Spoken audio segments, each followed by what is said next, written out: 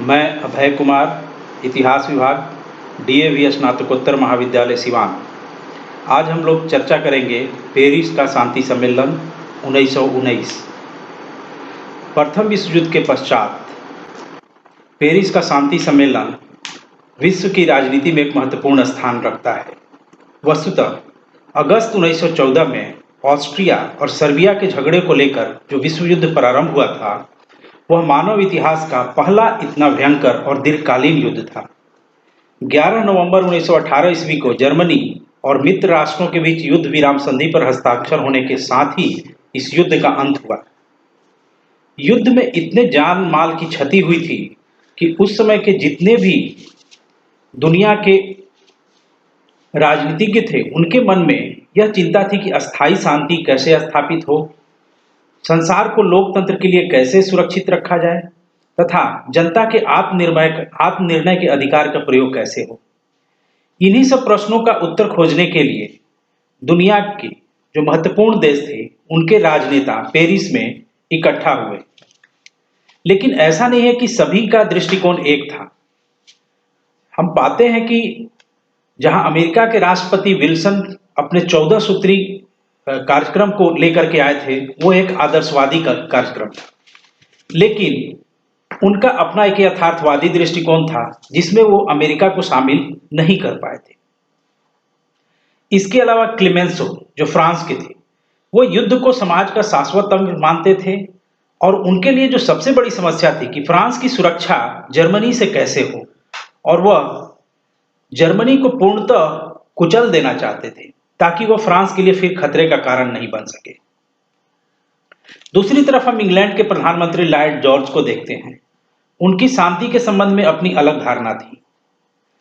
यह भी सच है कि इंग्लैंड में जब आम चुनाव हुआ था तो इंग्लैंड की जनता ने जर्मनी के साथ कठोर व्यवहार करने का नारा लगाया था, परंतु लॉर्ड जॉर्ज एक यथार्थवादी व्यक्ति थे।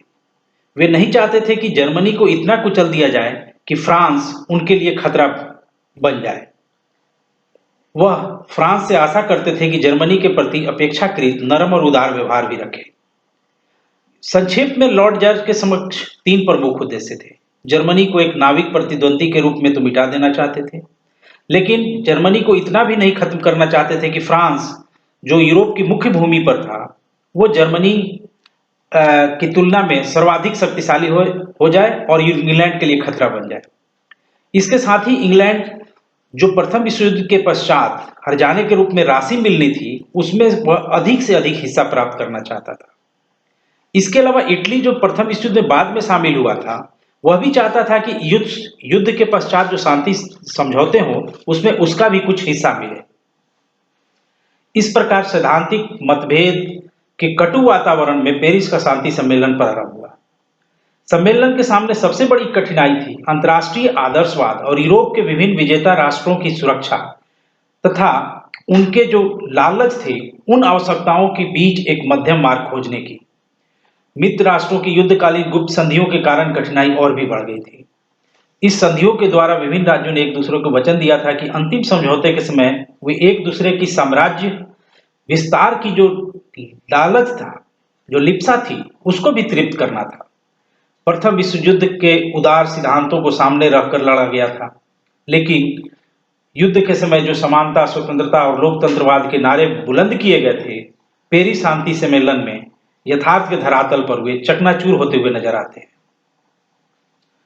पराजित शत्रुओं से अधिक हर्जाना कैसे वसूल किया जाए और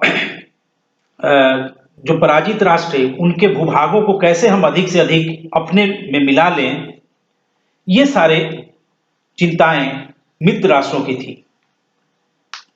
कहने को तो विल्सन की 14 सूत्री जो आदर्शवादी योजना थी, उसको ही लागू करना था, लेकिन वास्तविकता में उनके यथार्थ जो उद्देश्य थे, जो लालच थे और जो पराजित राष्ट्र थे, उनको कुचल देने की जो इच्छा थी, वो प्रमुख तौर पर हावी रही। इसकी सबसे बड़ी झलक वर्साई की संधि में दिखाई देती है, जो जर्मनी के साथ किया गया था। वर्साई की संधि ने जर्मनी को एक तरह से यूरोप में अपमानित भी किया तथा युद्ध का पूर्ण उत्तरदायित्व जर्मनी को ही माना गया।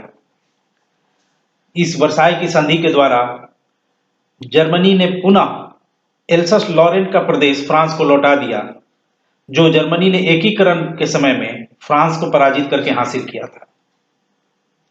इस क्षेत्र का पूर्ण निरस्त्रीकरण कर दिया गया। साथ ही यह व्यवस्था की गई कि 15 वर्षों तक मित्र राष्ट्रों की ही सेना वहां पर रहेंगी। जर्मनी की सेना रखने की क्षमता को भी सीमित कर दिया गया। रार, जो कि जर्मनी का एक खनिज पदार्थ का प्रमुख जगह था, उसके संबंध में निर्णय लिया गया कि कोयला की खानों पर फ्रांस का अधिकार रहेगा। इसके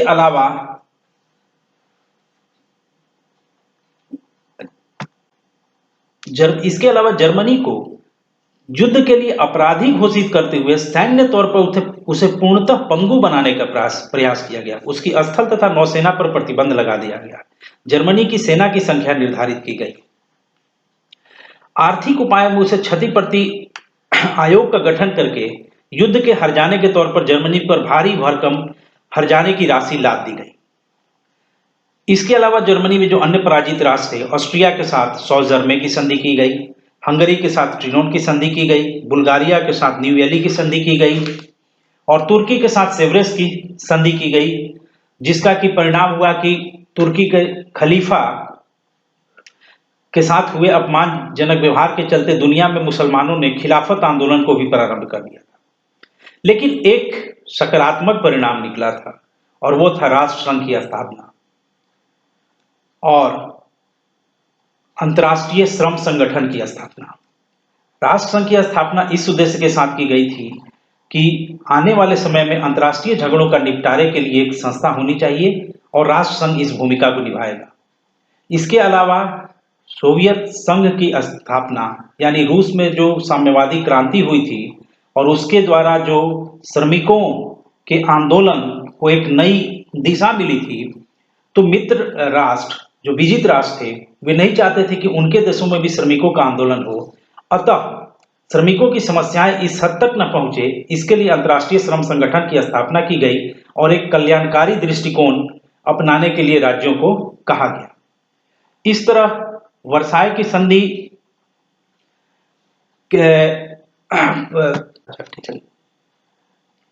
इस तरह से हम पाते हैं कि पेरिस शांति सम्मेलन शांति स्थापित करने के लिए एक प्रयास किया गया। यद्यपि यह बहुत हद तक सफल नहीं रहा और 20 साल के पश्चात ही द्वितीय विश्व युद्ध प्रारंभ हो गया। लेकिन उसने जिन उपायों की स्थापना की उसमें राष्ट्र संघ भले ही असफल रहा, लेकिन बाद में वहां संयुक्त राष्ट्र संघ की स्थापना का मार्ग प्रशस्त किया। वहीं अंतर्राष्ट्रीय श्रम संगठन आज तक कायम है तथा श्रमिकों की समस्याओं का कल्याणकारी उपाय खोजने में संलग्न है। धन्यवाद।